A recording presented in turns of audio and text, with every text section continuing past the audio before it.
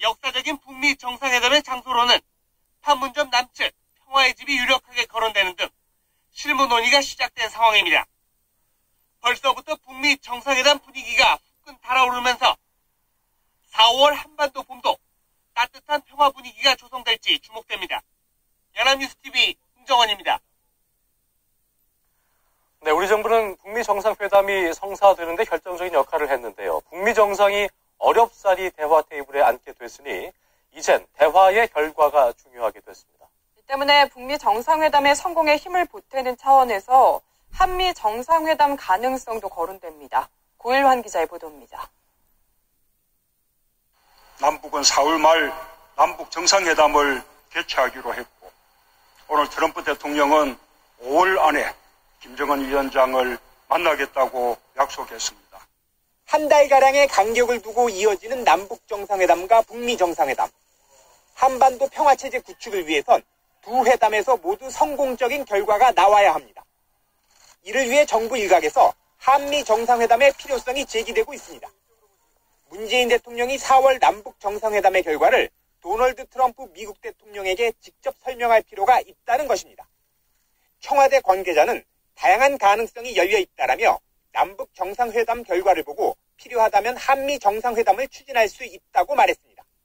시기는 5월 북미 정상회담 이전입니다. 북미 정상회담의 성공을 위해 우리 정부가 적극적인 역할을 하겠다는 이야기입니다. 4月中にも訪米し、日米首脳会談を行いたいと思います。そのことでも 아베 신조 일본 총리도 북미 정상회담에 앞서 트럼프 대통령을 만나 일본의 입장을 전달할 계획입니다. 일각에선 중국과 일본, 러시아 등 주변국이 6자 회담을 요구할 수 있다는 전망도 제기됩니다. 북미 정상회담을 중지했지만 우리 정부의 역할은 끝나지 않았습니다. 비핵화란 목표가 달성될 때까지 한반도 운전자로서의 역할을 다할 계획입니다. 연합뉴스TV 고일환입니다.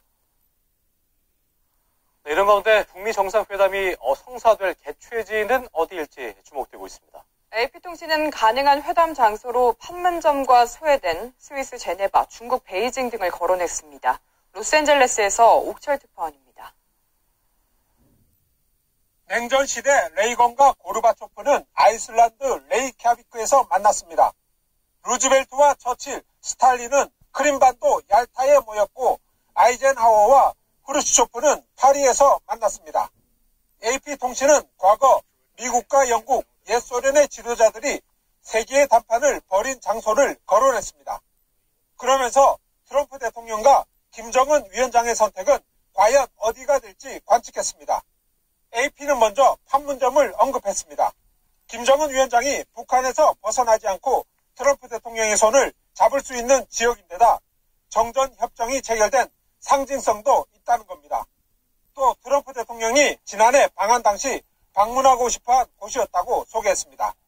스웨덴은 회담 개최지로 급부상하고 있습니다. 리용호 북한 외무상이 가까운 미래에 방문할 거라는 현지 신문 보도가 나왔습니다. 스웨덴 총리는 미국과 북한 간 대화를 돕겠다고 약속했습니다. 평양 주재 스웨덴 대사관은 미국인을 위한 영사 업무를 대행하고 있고 스웨덴은 판문점 중립국 감시위원회 일원입니다. 제네바는 김 위원장이 스위스에서 유학했고 영세 중립국이란 점이 강점입니다. AP통신은 베이징도 가능성이 전혀 없는 건 아니라고 내다봤습니다. AP는 국제 공해상 선박도 가능성을 배제할 수 없다고 관측했습니다. 로스앤젤레스에서 연합뉴스 옥철입니다. 더불어민주당 충남지사 예비 후보인 박수현 청와대 전 대변인은 자신에게 제기된 여성 당직자 특혜 공천 및 불륜 의혹은 날조된 거짓이자 보복성 정치 공작이라고 주장했습니다. 박 예비 후보는 국회 정론관에서 기자회견을 열고 청와대 대변인 재직 시 전 부인과 이혼 협의가 진행되는 과정에서 수백억 원대의 특혜를 주도록 강요받았지만 거절한 일이 있다며 이같이 밝혔습니다.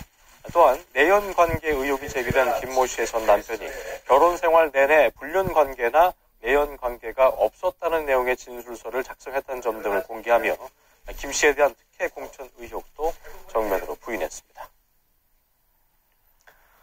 사회 각계층에서 일어난 성폭력의 책임은 가해자에게 물어마땅합니다. 그런데 피해자들도 의외로 성폭력 대응법을 제대로 모르고 있다는 지적이 나오고 있는데요. 일단 피할 수 없었다면 어떻게 대처하는 게 좋은지 박효정 기자가 알아봤습니다. 영화감독 김기덕 씨에게 촬영지에서 성폭행과 성추행을 당한 여배우 A씨는 여성단체에 전화를 걸어 피해를 호소했지만 좌절했습니다.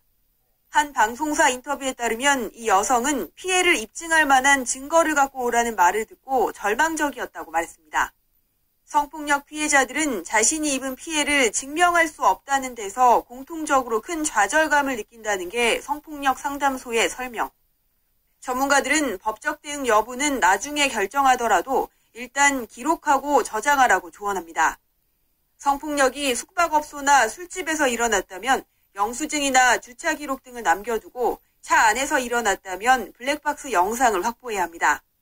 마땅한 물증이 없다면 당시 구체적인 상황과 감정, 가해자의 이후 행동 등을 다이어리에 기록하는 게 큰 도움이 됩니다. 일관된 피해 진술과 기억은 수사와 재판에서 강력한 증거가 되기 때문입니다. 가해자랑 연락하고 이런 과정에서 자기의 부비한 증거를 남기고 이럴 수도 있어요. 그러니까 그런 건 좀 조심하셔야 될 것 같고, 그 직후에 가까운 상담기관이랑 어디 상담을 한 내역을 좀 기재해두거나 그런 것들은 굉장히 중요하다고 생각합니다. 직장 내 믿을 만한 사람이 있다면 털어놓고 회사 내 노무 담당자를 찾아 공식적인 해결 절차를 따르는 게 좋습니다. 만약 회사가 대처에 미온적이라면 고용노동청이나 여성단체 등 다른 기관에 도움을 요청하는 것도 방법입니다.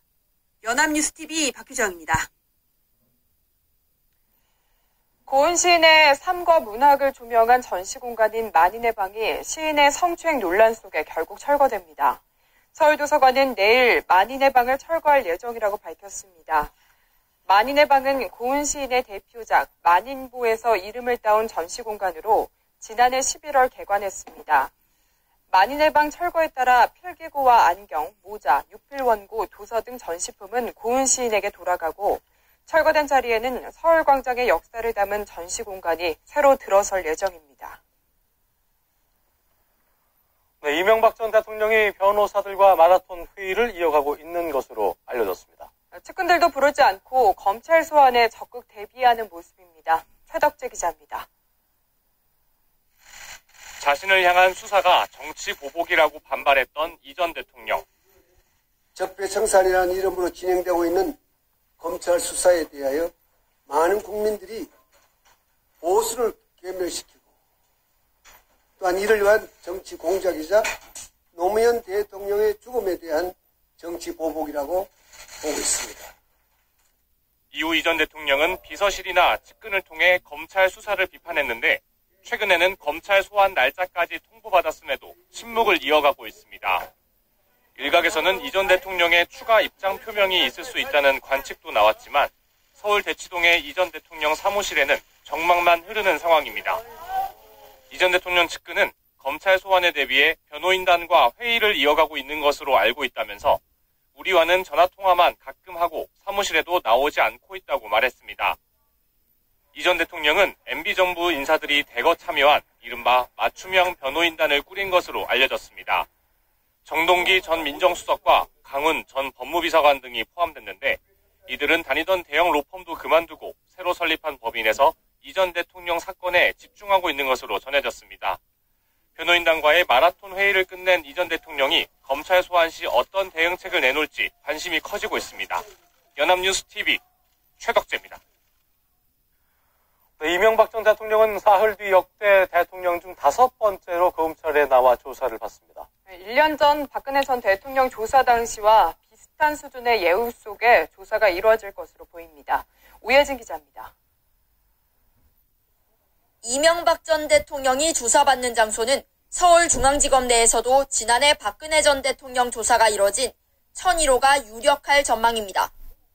서울중앙지검에서 전직 대통령 조사가 이뤄지는 것은 처음이었기 때문에 당시 검찰은 일반 검사실을 개조하고 휴게실이 딸린 특별조사실을 만들었습니다. 조사실에는 조사용 책상 외에 탁자와 소파를 제공했고 휴게실에는 응급용 침대와 책상, 소파를 구비했습니다. 이번 역시 같은 장소에서 윤석열 서울지검장이 응대하고 실무책임자인 한동훈 3차장이 진행 방식을 간단히 설명할 것으로 예상됩니다. 검찰 관계자는 전직 대통령에 필요한 예의를 충분히 지킬 것이라고 밝혔습니다. 앞서 3명의 전직 대통령 수사는 모두 대검찰청 중앙수사부가 맡았습니다. 2009년 노무현 전 대통령은 대검 특별조사실에서 우병우 중수 1과장 주도로 13시간의 강도 높은 조사를 받았고, 당시 이인규 중수부장은 CCTV를 통해 실시간으로 상황을 체크했습니다. 역대 첫 검찰 소환 기록을 남긴 노태우 전 대통령도 1995년 소파와 침대 등 편의시설이 갖춰진 대검 특별조사실에서 17시간 동안 조사를 받았습니다. 다만 같은 해 12월 소환된 전두환 전 대통령은 고향 합천으로 내려가 버티다가 구속돼 구치소에서 방문 조사를 받았습니다. 연합뉴스TV 오혜진입니다. 남편 이명박 전 대통령이 검찰에 소환되는 날 국정원 특수활동비 수수 혐의와 관련된 측근들의 재판도 시작됩니다. 서울중앙지법은 오는 14일 국정원 특활비 상납에 관여한 혐의로 구속 기소된 김백준 전 총무기획관의 첫 번째 재판을 엽니다. 검찰은 김 전 기획관을 기소하면서 이 전 대통령을 사건의 주범, 김 전 기획관을 방조범으로 적시했습니다. 국정원 특활비 5천만 원을 불법 수수한 혐의로 재판에 넘겨진 김진모 전 청와대 민정비서관의 첫 번째 재판도 같은 날 열립니다. 사자 명예훼손 혐의로 피소된 전두환 전 대통령이 검찰의 소환 조사에 불응한 사실이 뒤늦게 알려졌습니다. 검찰은 사실상 혐의를 부인한 전 대통령에게 소환 조사를 재통보할지를 검토하고 있습니다. 김혜영 기자입니다. 주 민주화운동을 왜곡 서술하고 민간인 학살 등 역사적 사실을 부정한 전두환 전 대통령의 회고록입니다. 자신이 5.18과 아무런 관계가 없다며 광주 사태 치유를 위한 씻김곳의 재물이라고 주장했습니다. 특히 헬기 사격을 증언한 고 조비오 신부에게는 성직자의 탈을 쓴 새빨간 거짓말이라고 비난했습니다. 이에 전 대통령은 사자 명예훼손 혐의로 피소된 상태인데 최근 검찰 소환조사 통보에 불응한 사실이 뒤늦게 확인됐습니다.